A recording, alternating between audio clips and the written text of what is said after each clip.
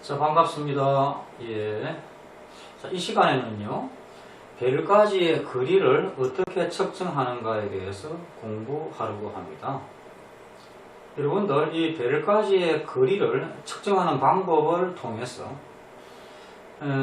우리 밖에 다른 은하가 있다는 것까지 알아내요.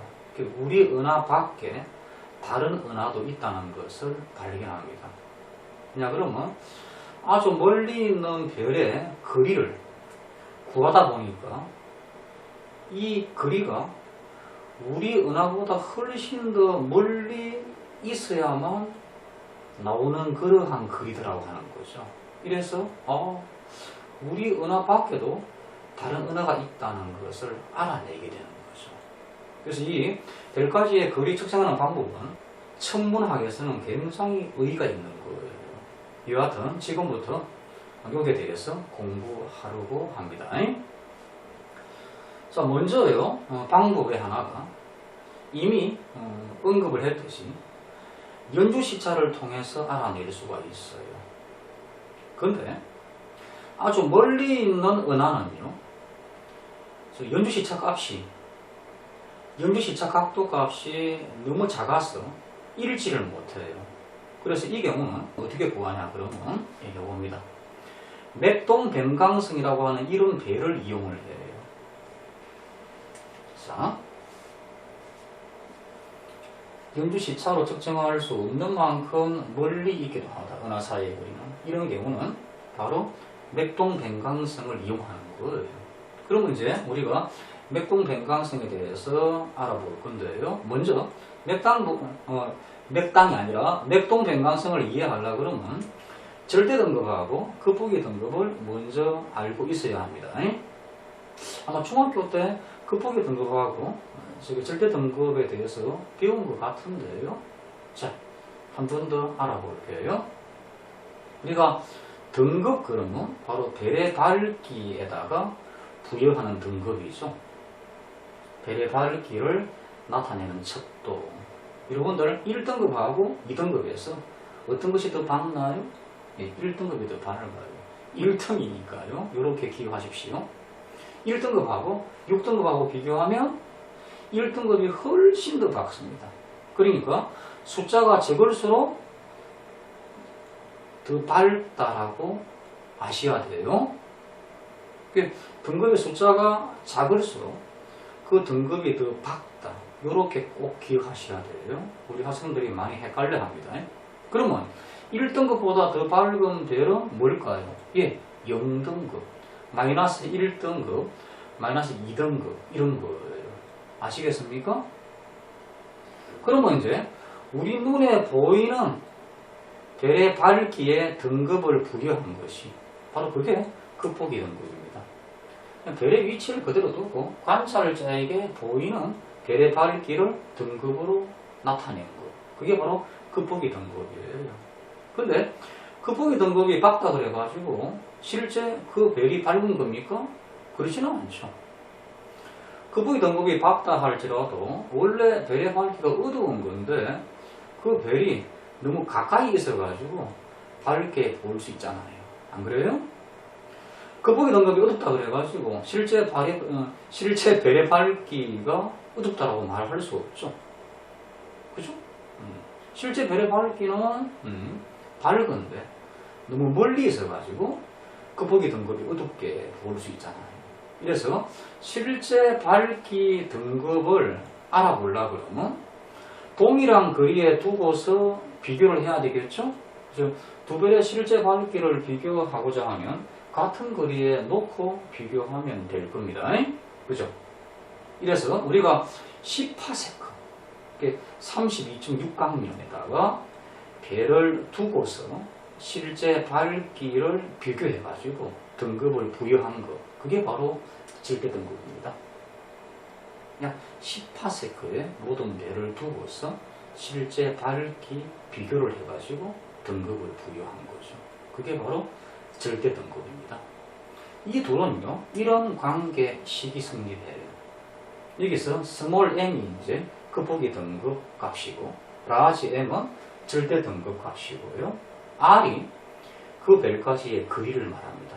그래서 스몰 m 빼기 라지 m은 5 로그 r 빼기 5 이런 관계가 성립해요. 이 관계식은 절대 등급이라고 하는 이 값 속에 10파세크라고 하는 말이 들어있어야 해요. 그래서 그냥 이런 관계식을 유도할 수 있습니다. 그 뭐 유도 과정은 알 필요는 없고요. 그러니까 이런 식이죠. 지금 절대 등급의 1등급이라고 합시다. 어떤 별에서 절대 등급이. 근데 이 별에 급하기 등급이 3등급이라고 하면 3등급이라고 한다고 그러면 절대 등급보다 급하기 등급이 어둡잖아요. 왜 그러면 어두울까요? 10파세보다 더 멀리 있기 때문에 그러는 거죠. 그래서 이런 값이 주어지면 이 별은 10파세보다 더 멀리 있구나 하는 걸 알 수가 있죠. 알겠습니까? 만약에 어떤 별의 절대 등급이 1등급이고 그 별의 급하기 등급이 마이너스 1등급이라고 한다 그러면 절대 등급보다 급하기 등급이 더 작죠? 그 말은 왜 그래요? 10파세보다 더 가까이 있어 그러는 거죠. 이런 식으로 우리가 절대 등급 속에는 이미 10파세라고 하는 말이 들어있기 때문에 이런 관계식을 유도할 수가 있어요. 그래가지고 예를 들어서 여기다가 급하기 등급 값을 넣고 그리고 여기다가 절대 등급 값을 넣어가지고 구당탕탕 해가지고 R 값을 구할 수 있는 거죠. 그러면 몇 파세크라고 하는 게 나와요. 아시겠습니까? 하여튼 절대 등급하고 급하기 등급이 뭐다 하는 거를 한 번 더 알아두시고 이 관계식도 그냥 아시면 돼요. 물론 뭐 학교에 따라서 이런 관계식도 이야기하지 않는 학교들도 많이 있을 건데 이 관계식은 그냥 이해를 해야만 여러분들이 이거 융합과학 책에 있는 내용을 이해합니다. 안 그러면 그냥 아무것도 아닌 건데도 어렵습니다. 그래서 이 관계식은 그냥 알아두십시오. 자, 이제요 맥동 변광성이 그러면 뭐냐 하면요 별의 밝기는 변할까요 안 변할까요? 뭐 특별한 이유 없으면 별의 밝기는 변하지 않습니다. 근데 어떤 별은요 밝았다가 어두웠다가 이것이 반복이 돼요. 밝았다가 어두워졌다가 밝았다가 어두워졌다가 이런 별을 맥동 변광성이라고 합니다. 정확히 말하면 별의 대기층이 즉 별의 바깥쪽 층이 팽창을 하면서 밝았다가 다시 수축을 하면서 어두워졌다가 이렇게 팽창과 수축을 반복을 하는 그런 별이에요. 이런 별이 있다고 하는 겁니다. 이런 별이 있다고 하는 겁니다. 그래서 마치 맥박처럼 밝기가 변한다 그 뜻입니다. 그래서 별의 밝기가 맥박처럼 움직이는 그런 별 그래가지고 맥동 변광성이라고 이야기를 해요. 맥박 아시죠? 띠, 띠, 띠, 띠 그런 식으로 밝았다가 어두워졌다 밝았다가 어두워졌다가 그런 식으로 별의 밝기가 변한다 그래가지고 요 이름을 붙인 겁니다. 밝기 변화의 주기가 하루에서 100일까지의 그런 변광성을 세페이드 변광성이라고 합니다. 하루 주기로 밝았다가 어두워졌다가 또는 100일 주기로 밝았다가 어두워졌다가 또는 뭐 1년 주기로 밝았다가 어두워졌다 하는 그런 변광성 중에서 주기가 하루에서 100일까지 그 맥동 변광성을 뭐라고 한다고요? 세파트가 아닙니다. 세파트가 아니고 세페이드 변광성이라고 해요. 또는 어떤 책에서는 캐페이드라고도 나옵니다. 어떤 융합과학 책에서는 세페이드 변광성, 캐페이드 변광성 이런 용어는 꼭 암기해야 됩니다. 시험에 냅니다, 여러분들. 세페이드, 세파트가 아니고요. 세파트가 이 세페이드 변광성의 주기하고 별의 밝기 여기서 말하는 밝기는 절대 등급인데요. 절대 등급하고 비례한다는 걸 알아내요. 그래서 주기가 더 길면 그 세페이드 변광성의 절대 등급이 더 밝다 하는 거죠. 주기가 짧으면 질대 등급이 어둡다 하는 그러한 관계를 알아냅니다. 지금은요, 이런 그래프가 나오죠. 비례하는 그런 그래프지 않습니까? 그래서 주기가 크면 클수록, 즉, 주기가 5일이면 이때 실제 별의 밝기 등급은 태양보다 이 정도 더 밝더라고 하는 거죠. 주기가 50일이면 실제 별의 밝기 등급은 태양보다 이 정도 더 밝더라 하는 겁니다. 하여튼 비례한다 하는 겁니다. 이걸 알아낸 사람이 리비트라고 하는 여자 천문학자예요. 리비트, 미국의 천문학자로 변광성의 광도가 밝기와 주기와의 상관관계를 최초로 확인한 사람입니다. 이 사람 이름도 꼭 기억하셔야 돼요. 우리가 프리드만 그러면 우주팽창이었어요. 그리고 리비트 그러면 바로 세페이드 변광성의 주기하고 밝기와의 관계를 알아낸 사람. 이렇게 꼭 기억하셔야 돼요. 이게 이제 어떤 융합과학 책에 나오는 내용이에요. 리비트가 어떻게 이러한 관계를 발견했냐에 대한 그런 내용인데, 우리 학생들이 읽어보면 좀 어려울 것 같아가지고 따로 떼내가지고 제가 한 번 더 설명하려고 합니다. 자, 한번 읽어볼까요? 20세기 초에 읽어보십시오. 하버드 천문대에서 일하던 리비트는 그냥 계속 따라 읽어보십시오.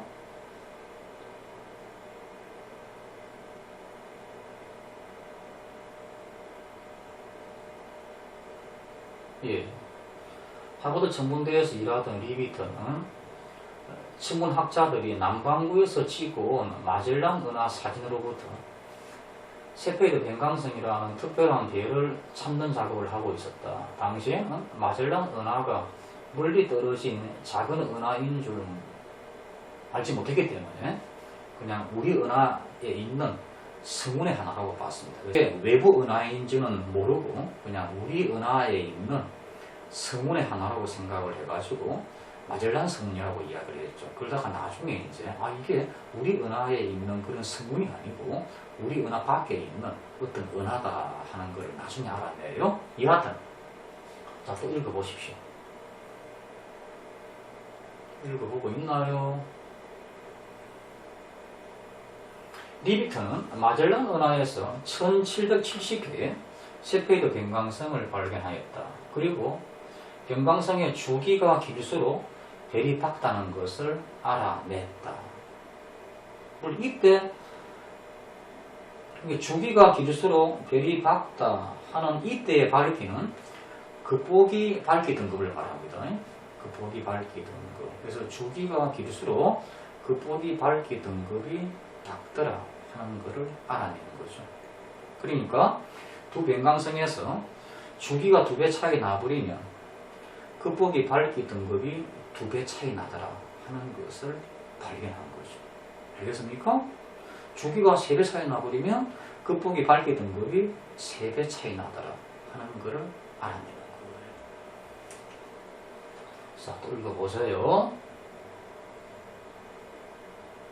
그런데 마젤란 은하는 우리 은하의 위성 은하이므로 마젤란 은하에 있는 별들은 지구의 관찰자로부터 거의 같은 거리에 있다고 볼 수 있다.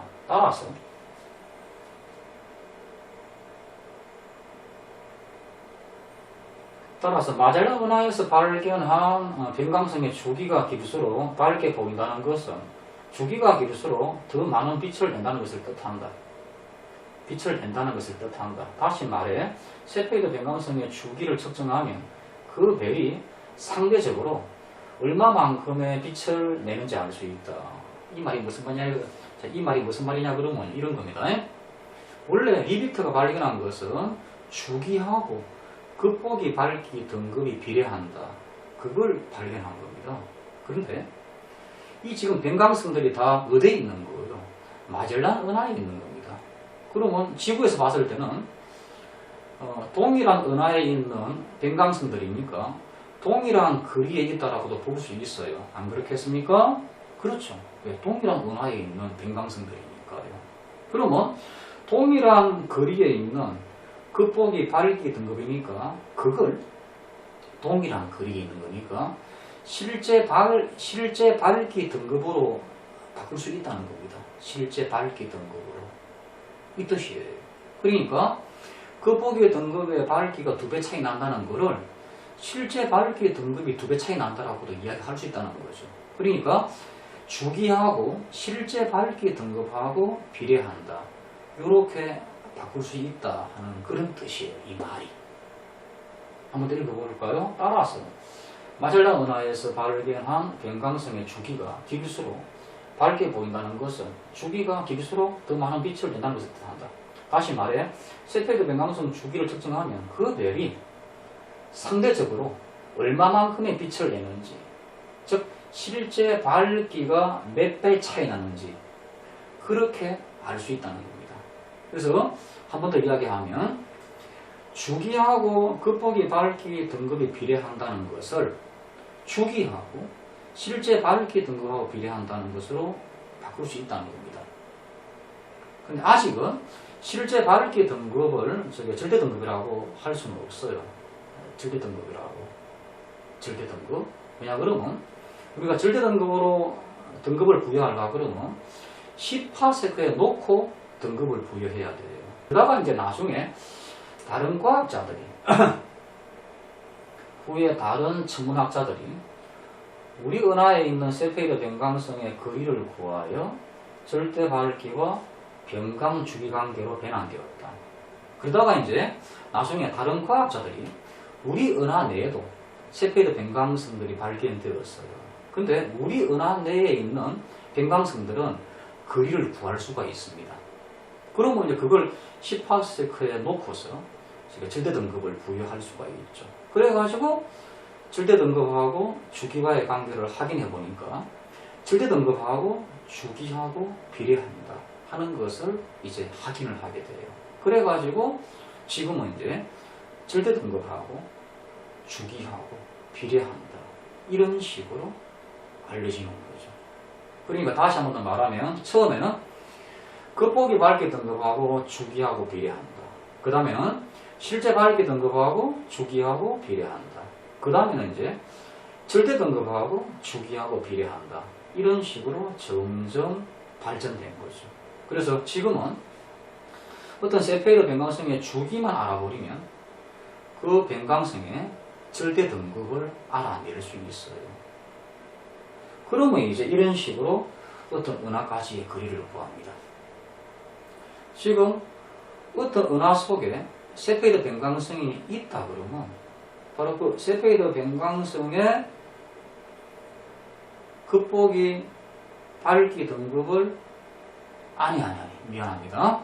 자 다시 어떤 은하가지의 거리를 구하고자 할 때 그 은하 속에 세페이드 변광성이 보인다 그러면 그 세페이드 변광성의 주기를 구할 수 있거든요.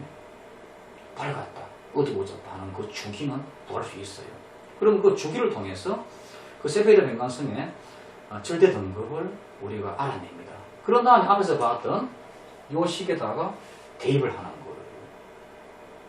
그래서 주기를 통해서 이 라지 m 값을 구하고요. 그리고 실제 보이는 그 세페이드 변광성의 극복의 등급을 그거야 할 수 있잖아요. 그걸 대입을 합니다. 그래가지고 이 식을 풀어버리면 세페이드 변광성까지의 거리를 구할 수 있는 거예요.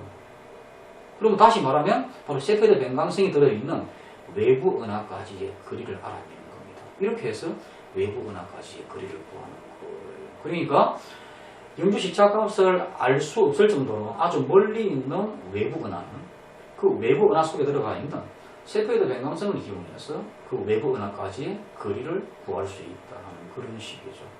이해됐나요? 예.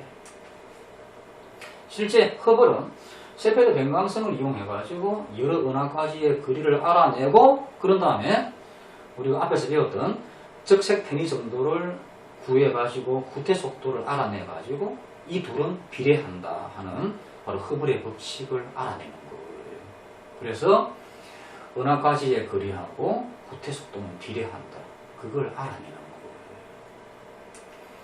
허블은요, 안드로메다 은하를 발견한 사람입니다. 원래 안드로메다 은하도 우리 은하 내에 있는 성운의 하나라고 봤습니다. 안드로메다 성운이라고 생각을 했었죠. 근데 안드로메다 성운까지의 거리를 재보니까 이 거리가 우리 은하보다 훨씬 더 멀리 있는 그러한 우리 은하의 부위보다 훨씬 더 벗어나 있는 그런 거리더라고 하는 거죠. 이래서 그럼 우리 은하 말고도 우리 은하 밖에 어떤 외부 은하가 있다는 것을 인정하게 돼가지고 바로 안드로메다 은하라고 하는 이름을 붙인 겁니다. 이렇게 해서 바로 외부 은하를 알게 된 거예요. 아시겠습니까? 그래서 안드로메다 은하까지의 거리를 측정한다. 성운이라고 보았던 안드로메다 성운이 아니라 우리 은하 밖에 위치한 다른 은하임을 발견한 분이시죠. 허블 박사.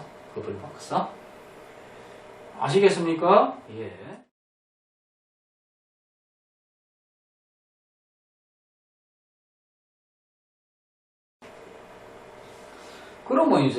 그러면 세페이더 변광성을 이용할 수 없을 정도로 멀리 떨어져 있는 천체의 거리는 어떻게 구할까 하는 겁니다. 자, 읽어보십시오. 아주 멀리 있는 은하는요, 세페이더 변광성의 밝기도 보이지가 않아요. 그러면 그런 경우에 그 은하까지의 거리는 어떻게 구하냐 그러면요, 여러분들 아주 멀리 있는 은하라도 초신성이라고 하는 그러한 별이 나타날 수가 있어요. 원래 초신성은 별이 아닙니다. 별의 일생에서 마지막 단계에서 별이 폭발을 해버려요. 이때 빛이 굉장히 밝아집니다. 그걸 지구에서 보면 마치 별처럼 보인다 그래가지고 초신성이라고 하는 그 이름을 붙인 겁니다. 실제는 별이 마지막 단계에서 폭발하는 거예요. 그러니까 이때는 굉장히 밝기 때문에 세페이더 변광성이 보이지 않는 그런 아주 멀리 있는 은하라고 할지라도 초신성이 있다 그러면 초신성은 보일 수 있다는 겁니다. 초신성은 보일 수가 있다는 거예요. 그래서 바로 이 초신성을 이용해 가지고 그 은하까지의 거리를 구할 수 있다는 겁니다.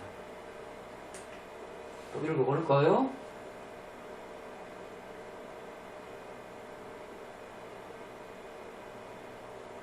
자, 이런 식이죠. 초신성의 실제 밝기 등급은요, 거의 유사하다라고 알려져 있어요. 어떤 초신성이나 실제 밝기 등급은 거의 동일하다. 그렇게 알려져 있죠. 따라서 10파스칼에 두고서 절대 등급을 알아냅니다. 그래서 초신성의 절대 등급은 이미 알고 있어요. 한 마이너스 16등급 정도예요. 마이너스 16등급 정도?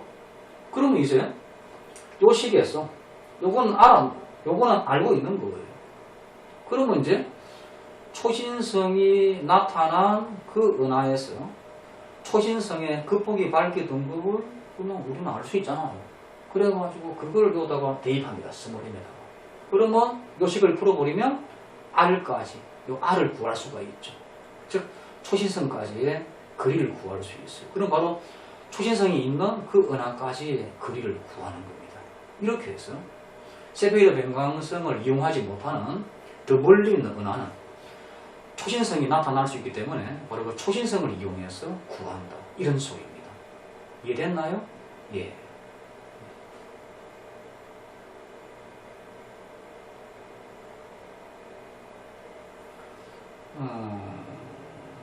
이를 위해서는 실제 밝기가 알려져 있고 세페이더 변광성보다 훨씬 밝은 천체를 찾아야 한다. 그 중 하나가 IA형, 1A형이라고 불리는 초신성 폭발이다. 이 폭발의 밝기는 은하의 밝기와 거의 같으므로 매우 먼 곳에서도 관측할 수 있다. 그리고 과학자들은 A1형 초신성의 실제 밝기는 모두 같다는 것을 알아냈다. 따라서 그 폭의 밝기를 측정하면 거리를 계산할 수 있다. 무슨 말인 거 알겠죠? 예. 그러니까 다 요 식에다가 대입을 해가지고 결과적으로 거리를 구한다 하는 그런 식이죠. 예.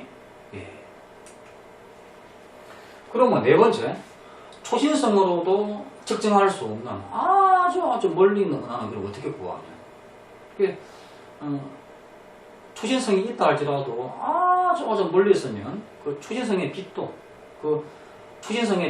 보이지 않을 만큼 아주 멀리 있는 그러한 은하는 어떻게 구하냐. 그럼 이게 바로 허블의 법칙을 통해서 대략적으로 구한다는 겁니다. 허블의 법칙 우리가 이미 배웠죠.